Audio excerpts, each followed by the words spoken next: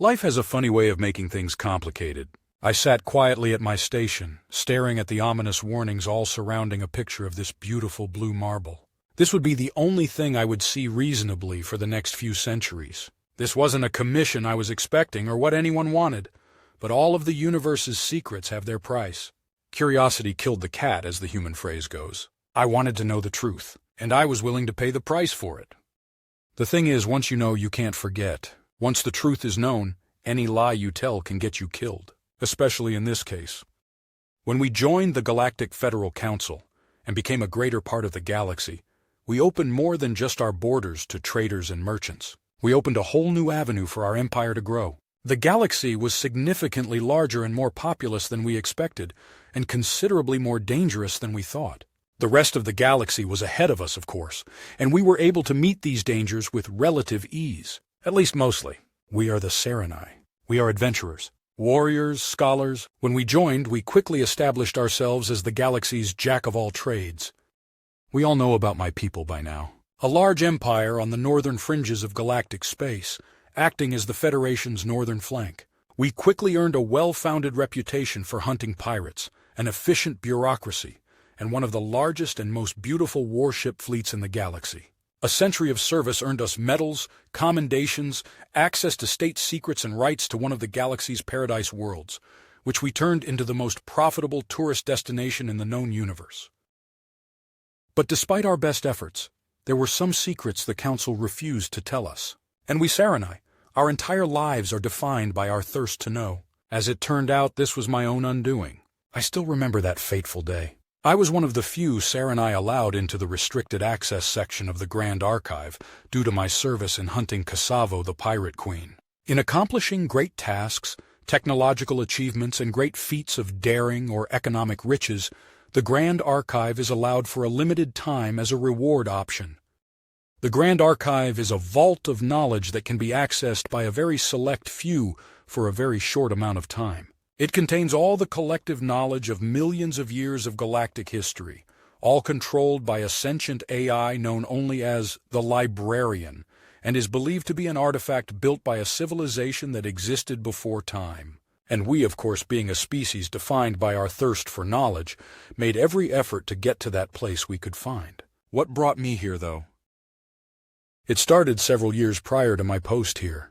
While hunting a pirate warlord, not Cassavo, a different pirate warlord, I found some strange data files stored on criminal records, all referencing a planet called Terra, and a species called humans, as apparently the pirates were strangely terrified of the planet. There seemed to be an ancient code of honor of sorts around this world that seemed to stretch beyond recorded history. They seemed to have a strange, uncharacteristic reverence for it. It was as if someone told them a secret that only God should ever know. I took my evidence to the Council. We had enough to track the warlord and put an end to him.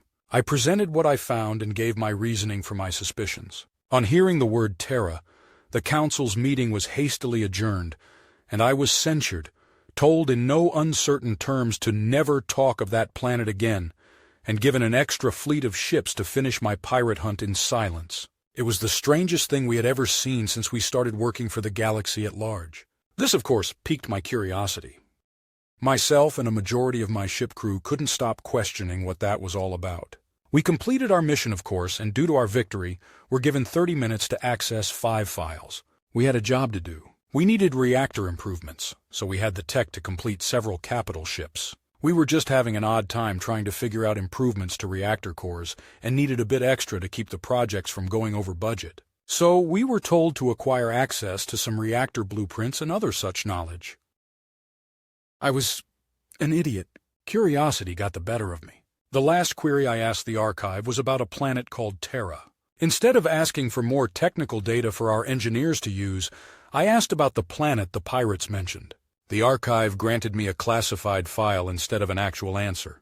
It was just a blank data slate of paper with the words "Do not approach Omega-level threat warning" printed in bold red letters over a picture of an oddly beautiful continental planet. The operators noticed this, and I was summarily arrested, the file confiscated and incinerated.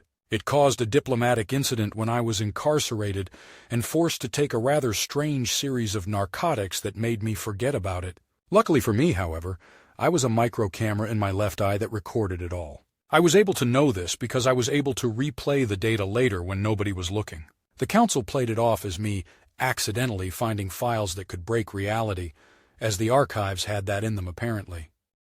Emergency measures had to be taken in order to ensure I didn't accidentally think too hard and create a black hole plague of some kind. They backed this cover-up with a historic archive. There are 5 galaxies in the sky within close proximity to ours. 6,000 years ago there were 6, so everyone believed it when presented with the evidence. And after I was released, I was lectured by both the council and my commanders about the dangers of being too hungry for knowledge. Too hungry, my fat thorax. I had to put this thought aside for a time and began a grueling 2-year campaign to fight the pirate queen Cassavo. Again on victory I was given the option to acquire more knowledge. Again I asked the archive for a discrete copy of the file called Terra. Again, I was given the same classified document with that picture and ominous warning. And again, I was arrested for possessing it. This time I was not forced to ingest narcotics. This time I had a visitor. I sat quietly in the dark room, the only light appearing from the small hole in the door. I breathed softly, pattering my pedipalps on the hard ground in anticipation. What is it about this planet that scared them so much this is what they did? What about this was so secret that this is what they needed to do? My train of thought was interrupted by the door opening and a light being turned on. In walked one of the so-called Calamarian races, a strange bipedal creature with tentacled face and void deep eyes, with proportions of a squid, slimy skin, and other such attributes. They always exuded a strange aura of fear and despair. Some speculated these creatures were children of the elder gods, but no evidence ever came to light to suggest that. It was mostly superstition surrounding their odd ocean-based homeworld. Calthrax of Clan Ulm, I presume? He said, his voice a low, monotonous rumble. Indeed. I simply nodded, beyond being polite at this point, considering I had been in this cell for 2 days. He wore a uniform I didn't recognize with an insignia I had never seen before, a mix of black, red, and silver. It somehow made him even more intimidating. You wish to know why you are being held here, yes? His tentacles wiggled with every syllable. That's an understatement, I replied. The council wants you to stop asking. Is that a thing I can get you to do? Or are you Saranai genetically predisposed to finding answers to things? He asked. I shrugged and sat back on my prison cot. What do you think? I see. Well, I have some bad news, he said. Let me guess. I shouldn't ask or you'll have to shoot me or something, I mocked. He pulled out a gun, a design I had never seen before, and aimed it at my head. Yes. Hold on! Hold on! What the actual hell is going on here? I tried to hold my hands up and stay still. I will ask again? Will you stop asking about Terra, or do I have to make this look like a messy accident? He used one of his tentacles to pull back a mechanism on the gun. It made a very menacing click noise, and the cylinder mounted in it turned around. I don't understand what I did wrong, I yelled desperately as the barrel was pressed into my head. You are trying to know that which should not be known, which is why it's classified. Did it ever occur to you that maybe you should stop asking at any point, or are you so arrogant you just can't help yourself? I will ask again. Will you stop asking, or do I have to make this easy for both of us? He commanded. My mandibles chattered in terror. I just wanted to know something for my investigations. The damn pirates seem to worship this place for some reason. I thought it might help me track them down. You and I both know that's a lie. We know about the micro camera in your eye. We know you remember the first arrest. You don't risk this twice for nothing. I will ask again. Forget or death, he growled, the barrel of the gun pressing into my chitin. Yes, and the micro camera is transmitting to my men on my ship right now, I yelled. Destroy that ship, he commanded to the door. Yes, sir, a voice from outside the room responded. No, wait, please don't! You know too much, and now your crew are complicit? It's either silence or death. What's it gonna be? I could see his tentacled finger was starting to squeeze the trigger. Well, it looks like you hold on. He suddenly stopped and held his finger to the side of his head. Okay, fine. He sat back and put the gun away. What is going on? Third option. Silence, death, or service. I have direct orders from powers far greater than you can imagine. I have to either execute you or you have to make a solemn vow to never talk about this ever again. Or you can join the Black Watch fleet. Either way, you keep quiet and nobody needs to care, he stated simply and glared at me. I still don't understand. I will tell you, but once I tell you, I can't risk you leaving this room under your own power. You want to know the truth? Then you join my fleet. But you aren't leaving the fleet if you join. Ever. Never. It's silence, death, or service, he said with a cold glare. I sat for a minute or two in silence, and the gravity of what was happening was finally setting in. And I had gotten the men on board my ship in trouble along with me. What choice did I have? I weighed the few options I had. This was too interesting. Every fiber of my being was begging me to know what was going on, and I didn't feel like dying, especially not to whatever gun that was. And I didn't want my men involved either. I had gotten them in enough trouble. And now I was getting warnings of a dreadnought powering up its weapons for an accidental discharge. Stop! Okay! Leave my men out of this! Please just leave them! First Officer Marako, delete this recording and swear to never speak of it again. The Council granted us a leave of absence to recuperate for a future assignment and gave us some ship blueprints. I decided to retire and take a holiday in Council space. That's all that happened here. Do you understand? I commanded into my ship's radio. A few moments of silence followed, the only sound being that of a warning that my ship's shield array mysteriously shut down. Well, we have work to do, so I guess I will congratulate myself on my promotion some other time. Oh look, whoops, there's a power surge and it deleted all of our recording data. Looks like we're due for dock maintenance, have to go home. Who wants to go for a holiday? I think we earned it, he replied. Barracore, this is Alpha Station. Disembark at your leisure. See you next time, the station's operators said and cut the transmission. That was the last time I ever heard my troops. That fixes that, doesn't it? Your turn, he stated calmly. I will join your Black Fleet. Just tell me what the hell is going on, I replied. Last chance to say no. Last chance. Once you are in, you cannot leave. No excuses. The only way out is death. He retrieved his gun again and kept it at the ready. I said I'm in. What more do you want? I yelled. Fair, he said, and before I could ask anything, I heard the sound of compressed air, then black. When I woke up, I was inside of a ship I didn't recognize. I struggled out of bed, my limbs all straining as if I was now very, very tired. I stumbled over to the observation unit and opened the blinds. There, right in front of me, clear and visible, was the strangely beautiful blue and green marble. Terra. What even is this? I said to myself. Or maybe it was the gods. Who knows? Welcome back to the land of the living. And welcome to the Sol system, I heard a voice behind me say. It was him again, holding clothes that he dumped on my new bed. You... Come sit. You wanted to know. So come on. I trotted over groggily and sat down in front of him. Right, welcome to the Sol system, an isolated, almost forgettable part of the Galactic Arm's mid-regions. You are now a part of the Blackwatch Company fleet.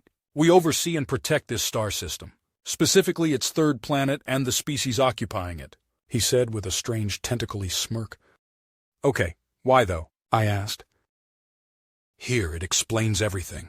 But do remember, there's no way out. Your duties start in the morning. Get acclimatized and I'll give you the duty roster, he said and handed me a datapad. He smiled and then walked out the door, leaving me alone with my thoughts. I turned the datapad on and started reading. It was so much worse than I ever imagined. Earth, as it turns out, and the species that inhabits it, is a reality anchor, a singular point of function within the universe that keeps the fabric of existence tied down and functional. Everyone knows the basics of universal reality theory that determines the concept of existence. Matter, time, space, dark matter, and all sorts of other things that keep the universe functioning, expanding, and existing are dependent on a set of rules to keep it operating. Without these rules, reality wouldn't make sense. No math, no time, no space. Spontaneous creation and destruction of matter, chaos upon chaos. Nothing that exists would exist for long without change. That is why rock does not change into dust without impact. That is why 2 + 2 will always equal 4. This is why you don't get heat without the source. Basic laws of physics, gravitational force, thermodynamics, all of it, exists with the principle of these so-called reality anchors. Points in space-time in the universe that effectively cement the laws of physics, acting as a reference point the universe uses to expand, stabilizing itself as it does. The universe, or at least the mysterious force controlling it, uses these points as a means to remind itself of its own laws of physics. These reality anchors can be almost anything from a single asteroid in a wayward belt somewhere in the cosmos, a planet, a lone gas giant, or a strangely stable black hole out in the cosmos, deleting data the universe doesn't need. Black holes, white holes, and other concepts we still don't understand are the conduits that allow the universe to expand, contract, and acquire the matter to do so as it needs to. Reality anchors are what keep the universe stable during this activity, so that points in space don't suddenly become pure chaos with spontaneously forming and exploding stars or worlds. Earth, and by extension, somehow the species that evolved on it, is not only an anchor, but is a central anchor that is responsible for the existence of our very galaxy. We know this because of the Grand Archive. Many centuries ago, a religious sect gained access to the archive and found out this wasn't the first time the galaxy existed. It was its 10th iteration. Something kept happening to the central reality anchor that kept the galaxy functional, and for some reason, the universe relied on this galaxy's existence to such an extent that it expended effort and fuel to reverse time and modify reality to fix this fault every time the anchor failed. What happened? According to the Grand Archive, Earth was attacked by alien races, grand empires, and cosmic horrors on several occasions, and successfully wiped the planet off the map. This then caused a reality break. The universe corrupted and sort of glitched itself out. The species that caused this glitch was erased. The galaxy reversed time to a specific point, then rewrote the universe around it to exclude the perpetrators from existence. I won't go into further detail, but I shall put this simply. Earth exists because the universe needs it to. Humans exist because they are a part of Earth. If either one is gone for any reason, reality itself fractures and the galaxy resets. The cause of the fracture is erased from existence. No matter what it is, even entities of the so-called old gods are not immune to it. They too are erased from reality in order to make sure that Earth remains alive, in whatever form it can. The purpose of the Blackwatch fleet is to ensure the safety of the galaxy's denizens by keeping Earth safe from these threats, keeping the humans ignorant of their importance to the universe, and keeping them alive in any way possible for as long as possible. If either one were to fail, all of us would cease to exist. I understand why this was kept so secret. I understand why this was so important. I guess I now have a new job.